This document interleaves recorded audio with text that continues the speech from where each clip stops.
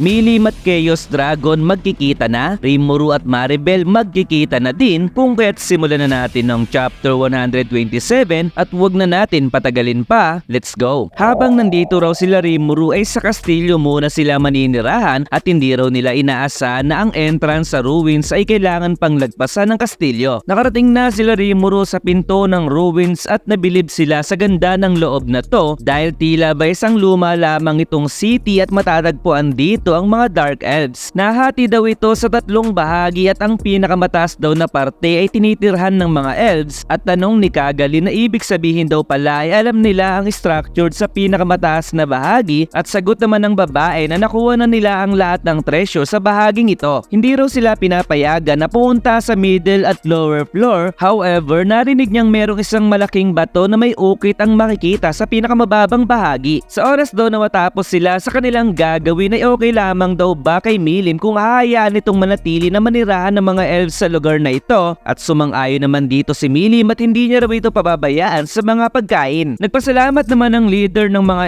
elves at muling sinabi ni Milim na as long na ginagawa daw nila ang kanilang duty ay hindi niya ito pababayaan. Ang lahat daw ng hirap ni Milim na itinuro ni Frey ay nagkaroon na daw ng resulta dahil nagtutunog ito na parang isang politician at dito ay patuloy pa rin nilang pinagmamasdan ng paligid. Wika ni Gobta na maaari daw na may multo sa loob ng ruins at sagot naman ng babae na wala naman daw siyang na-receive na report tungkol sa mga multo at bukod pa raw doon na isa lamang ang pinto at tanging si Clayman lamang ang kayang magbukas dito. Paano daw garod sila makakapasok dito, tanong ni Gobta at ngumiti naman si Milim dahil bakit daw hindi gamitin ni Gobta ang kanyang utak kung kaya tinawag niya si Shion at sinabi ni Shion na sa isang wasiwas lamang ng kanyang espada ay magiging pulbura na ang lahat ng tamaan nito. Ayaw daw ni Rimuru ang paraan o gusto ni Shion dahil ano pa raw ba ang sense na nag-hire siya ng mga eksperto at sinabi naman ni Milim na tama nga naman daw ang sinabi ni Rimuru dahil hindi raw pwede ang gusto ni Shion. Isa kang traitor Milim, isa kang traitor. Nakarating na sila Rimuru sa pinto patungo sa middle floor ng ruins at wika ni Kagali na kailangan nilang tanggalin ang magic na pumoprotekta sa pinto upang sila ay makapasok. Maaari daw magising nila ang lahat ng sundalo sa loob ng ruins kapag ginamitan nila ito ng puwersa at inaasar naman ni Gobta si Shion dahil buti na lamang daw ay hindi niya ito ginawang pulbura kanina. Sa palagay daw ng babae ay active pa rin ang ruins na to dahil kung titignan nila ang ceiling ay makikitang gumagana pa rin ang mga magic na nagpapaliwanag dito. Namangha sila dahil gumagana pa rin ng normal ang ruins kahit libong taon na ang tanda nito at pwede nilang i-assume din na gumagana pa ang defense mechanism na pumoprotekta sa ruins. Dito ay pinag-aralan nila Kagali ang pinto upang malaman ang magic na ginamit dito at napag-alaman nila na may tatlong spell ang ginamit sa pinto at isa na dito ang pag-seal sa pinto, pangalawa naman ay pagkuha ng energy mula sa lupa at ang pangatlo ay isang magic trap para sa hindi inaasahang pagbukas ng pinto. Sa oras daw na gumana ang patibong ay didilim ang buong paligid pero mabubuksan daw nila ito sa oras na sumunod sila sa tamang procedure. Kung madalas daw si Clayman sa middle floor ay paano daw kaya niya ito binubuksan at may kinalaman daw kaya ito sa pagpapagana ng ruins. Sa palagay daw ni Milim ay hindi involved si Clayman sa kahit anong ruins noon at sa palagay daw ni Kagali na nagawa ni Clayman na tanggalin ang seal sa pinto sapagkat kung tama daw ang kanyang pagkakaalala ay gifted si Clayman sa mga ganitong bagay. Report ni Raphael Sensei na may unique skill si Clayman na tinatawag na manipulator at naalala ni Rimuru na kayang kumontrol ni Clayman ng mga living things at sabi muli ni Raphael na kaya rin daw ni Clayman na basahin ang veins sa mundo at kontrolin ang pagdaloy ng puwersa. So ngayon daw na kinain niya si Clayman ay ibig sabihin daw pala na kaya niya ring gawin ang ginagawa nito, wika ni Rimuru at sinabi naman ng mga eksperto na matatagalan sila sa pagtatanggal ng seal sa pinto kung kaya't gagawin daw nila ang lahat ng kanilang makakaya. Maaari daw bang tignan ni Rimuru ang pinto at doon nilalaman niya din ang mga magic na ginamit dito at sinusubukan niyang pag-aralan at tanggalin ang dapat tanggalin at sa wakas ay nagawa niyang mapawalang bisa ang mga magic na ginamit dito. Medyo tricky ang puzzle pero naging masaya daw siya sa kanyang ginawa at syempre dahil sa tulong daw ni Raphael ay madali lamang niyang itong naayos. Napatulala naman ng mga eksperto sa ginawa ni Rimuru at napa-oh no naman si Rimuru sapagkat na-carried away daw siya at nakalimutang trabaho nga raw pala ito ng mga eksperto. Pinuri naman ni Shion at Gobta si Rimuru sa kanyang ginawa samantalang ang mga eksperto ay namangha din dahil kahit konting clue ay wala pa silang idea kung paano tanggalin ang seal sa pinto. Humingi naman ng sorry si Rimuru sa kanyang ginawa at tanong naman ni Kagali na paano daw ito nagawa ni Rimuru pero wag na daw humingi ng sorry ito at ipaliwanag na lamang daw kung paano niya ito nagawa upang madagdagan din daw ang kanilang kaalaman. Sinimulan na rin nilang pag-aralan at gayahin ang ginawa ni Rimuru at masasabi niya daw na professional talaga sila sa kanilang trabaho at kahit si Milim ay nagawa ding isolve ang puzzle subalit bigo naman si Gupta dito. Sa wakas ay natanggal na nila ang lahat ng magic sa pinto at maaari na din nilang itong buksan kung kaya't si Milim ay niyaya na si Rimuru upang ito'y tuklasin subalit sinabi ng elf na handa na raw ang dinner at ipabukas na lamang daw ang iba pa nilang gagawin. Kahit na nga raw ba sumorkat sila papunta sa distab ay marami naman silang pagod sa pagbubukas ng pinto at nakapag-decide na silang magpahinga para sa gabing ito. Tanong ni Rimuru kung may napansin daw bang kakaibang galaw si Milim sa kanilang mga kasama lalo na raw kay Kagali at sagot naman ni Milim na wala naman daw dahil malalaman niya raw kung gagamit sila ng thought communication. Report ni Raphael na maaaring nagiging maingat sila Kagali upang maiwasan na sila ay marinig dahil sa pamamagitan daw ng soul corridor ay maaari silang makipag-usap sa iba ng patago. Matutulog na raw si Rimuru kahit hindi naman niya kailangan samantalang si Milim ay excited na sa kanilang gagawin habang si Gupta ay bantay sa pinto habang natutulog. Sa pagsapit ng umaga ay handa ang grupo nila upang pumunta sa middle floor at napansin nilang mas mababa ang ceiling dito na tila ba isang labyrinth. Maaari daw na ang mga paintings sa pader ay sumisimbolo sa buhay na meron ng mga tao noon at sa fairy tales lamang daw nila maririnig ang tungkol sa mga ganitong pangyayari. Tila daw ba may naaalala si Milim sa mga paintings sa pader pero si Rimuru ay alam ang kwento ni Milim na pwedeng ituring na isang kwentong ubod na ng tanda sapagat dati ay merong kaibigang dragon si Milim ngunit ito ay napatay ng mga tao na nagdahilan upang siya ay maging Demon Lord. Kaya naman upang maibaling ang isip ni Milim ay niyaya niya ito upang kumain at tanong ng isang babae na gagawa daw ba sila ng apoy subalit kumontra naman dito ang lalaki kaya naman si Rimuru ay nagmungkahi kung pwede raw ba siyang tumulong at sobrang daming pagkain ang kanyang nilabas para sa lahat. Manghang-mangha muli ang mga eksperto sa mga pagkain na kanilang nakikita samantalang si Milim ay sarap na sarap sa pagkain habang ang isang babae ay napansin na parang sinamon daw ni Rimuru ang mga ito pero sa isip ng bida na hindi niya raw sasabihin na galing ito sa kanyang tiyan baka daw mandiri sila. Hindi raw inaasahan ni Kagali na makakakain sila ng masarap na pagkain sa loob ng ruins at sagot ni Rimuru na pinahanda niya raw ito sa elder para sa kanila. Upang maiwasan daw ang disgrasya ay hindi sila dapat gumamit ng apoy pero bukod pa raw doon ay ayaw ni Rimuru na masira ang mga painting sa pader. Marami daw curiosity ang mga eksperto sa mga bagay-bagay at gusto rin daw nilang matutunan ng tungkol sa elemental communication pati na din ang tungkol sa illusionary magic na topography. Nakagawa sila ng mapa dahil sa illusionary magic at kung meron daw gustong mag-CR ay narito ang pinto patungo sa ibabaw na bahagi ng ruins. Nakarating na din sila sa pinto patungo sa lower floor at kahit magkaparehas daw ang itsura nito ay magkaiba daw ang magic na ginamit dito. Kaya naman si Shion at Rimuru ang naka-assign sa pinto habang sila Milim, Gupta at Ranga ay in-explore pa ang ibang bahagi ng middle floor. Dahil sa pinaliwanag na raw ni Rimuru ang tungkol sa pagtatanggal ng seal sa pinto ay kailangan na lamang daw nilang gawin ay panoorin ng kanilang mga kasama habang si Shion ay taga-abot ng merienda sa lahat. Pinagbawalan daw ni Rimuru si Shion na hawakan ng mga bagay na pwedeng kainin or ilagay sa bibig ng mga tao kung kaya't ngayon daw ay mapayapa na ang kanyang isip pero hindi raw nawawala ang kanyang pagkalisto sa paligid. Maaari daw na sa anumang oras ay gagawa na ng pagkilos ang kanyang kalaban subalit maaari din daw na nagpipigil ang mga ito dahil kasama niya ngayon si Milim. Pinakita naman ni Milim ang mga nakuha niyang sandata dahil napakataas daw ng mga quality nito at meron din daw mga unique class na item ang makikita sa mga sandata. Tanong ni Rimuru kung saan daw ba ito nakuha nila Milim at sagot naman nito na gumana daw kasi ang isang trap at marami daw golem ang nagpakita na may daladalang mga sandata. Sa palagay daw ni Gupta ay kahit si Rimuru ay hindi kayang iwasan ng mga patibong na ito at maaari daw na may pattern ng mga trap na tinutukoy nila Gupta na nagre-react sa mga buhay na nilalang kung kaya't imposible daw itong maiwasan maliban lamang kung makukuha nila ang tamang wavelength. Kung wala daw si Milim at Gupta ay maaaring nasa delikado na silang sitwasyon at maaari daw na ginawa ang middle floor upang itaboy ang mga tagalabas kung kaya't i-assume na raw nila na marami pang golem ang kanilang pwedeng makalaban. Pwede daw na nag-evolve ang mga sandata na hawak ng mga golem dahil sa tagal ng panahon at isang pagyanig ang biglang nangyari pero sinabi ni Kagali na kumalma daw ang lahat at maganda para sa kanilang paglabas sapagat matibay daw ang pagkakagawa sa ruins na ito at hindi ito basta-basta magigiba. Hindi raw ito isang lindol, wika ni Rimuru dahil ang kanyang naramdaman ay gawa ng isang tao na isang pagsabog na gawa sa itaas. Report ni Raphael na may papalapit sa kanilang mga kalaban at maaari daw kayang kusang gumana ang defense system ng ruins. Maaari daw na pinagana ng ibang tao ang mga trap sa ruins, kaya naman wika ni Gupta na ligtas pa naman daw siguro ang kanilang kalagayan, pero sagot ni Rimuru na maaari silang atakihin ng mga golem sapagkat maituturing silang intruder sa ruins na to. Pwede daw nakagagawa nito ni Maribel kung kaya't maganda na raw si Gupta at maaari daw na merong hidden contact ang mga kalaban simula pa noong una at biglang humingi ng sorry si Milim dahil may kailangan daw siyang kitain ngayon. Biglang nawala si Milim at doon ay ginamit niya ang kanyang magic sense upang maramdaman ang kanyang paligid at dito ay nakita niya ang isang sinaunang dragon na si Milim mismo ang nagsil. Matagal na panahon na ang nakalipas na mas kilala bilang isang Chaos Dragon. Nagsimula na ding umatake ang mga golem kila Rimuru at nang si Shion ay aatake ng mga ito ay sumalalak ang kanyang sandata sa ceiling, kung kaya't ang pag-atake ng golem ay naramdaman niya talaga. Nahilo si Shion sa atake at masyado raw mababa ang ceiling, kaya naman si Rimuru ay nagmadali ng tanggalin ang seal sa pinto at sa pagbukas nga nito ay dali-dali silang pumasok sa loob nito. Isang malaking tipak ng bato ang bumungad sa kanila kung saan may nakasulat dito tungkol sa history, samantalang si Shion ay mas madali nang nakakagalaw habang kinakalaban ng mga golem. Hindi makapaniwala si Kagali na may bumuhay daw sa Chaos Dragon at humingi naman ng sorry si Rimuru dahil nadamay pa raw sila Kagali dito, at sagot naman ni Kagali na mukhang marami daw kalaban ng ating bida at sagot muli ni Rimuru na sila daw ang unang umatake at dinipensahan lamang daw niya ang kanyang sarili. So ibig sabihin daw pala ay hindi nagsimula ng gulo si Rimuru, pero sagot muli nito na hindi niya raw masasabi na ganun, pero magkakaiba daw kasi ang kanilang mga ideas, pero hindi raw ba maayos ito ni Rimuru nang hindi nakikipaglaban, at wikang muli ni Rimuru na kaya naman daw pero dahil hindi nagbibigayan ng bawat panig at may kanya-kanyang opinyon ay tiyak na hindi ito matatapos. Kung irerespeto daw siguro ni Rimuru ang posisyon ng kanyang kalaban at kausapin ito ng masinsinan ay maaari daw siguro na maiwasan nila ang pakikipaglaban, pero biglang sumagot si Maribel at sinabing imposible daw ito dahil ang mga nilalang ay mayroong walang hanggan na kagustuhan at parte na ito ng pagiging isang tao. Nagpakilala si Rimuru bilang Demon Lord at binati naman siya ni Maribel at nagpakilala bilang Maribel Rozo ang kalaban daw ng ating bida. Ngayong nagkaharap na sila Maribel at Rimuru ay dito na kaya magtatapos ang kanilang hidwaan at ano kaya ang mangyayari ngayong nakita na muli ni Milim ang dati niyang kaibigan. Kaya naman don't forget to subscribe and follow my page para sa mas marami pang review ng anime na ito. Goodbye! Sobrang dikit, napakadikit at ubod ng dikit, yung tipong kahit anong idikit ay kayang idikit, magaan man o mabigat, at kahit yung kabit ay kayang-kaya nitong idikit. Nandito na ang ultimate pandikit na double-sided tape at nasa description or comment section ng link, kapatid.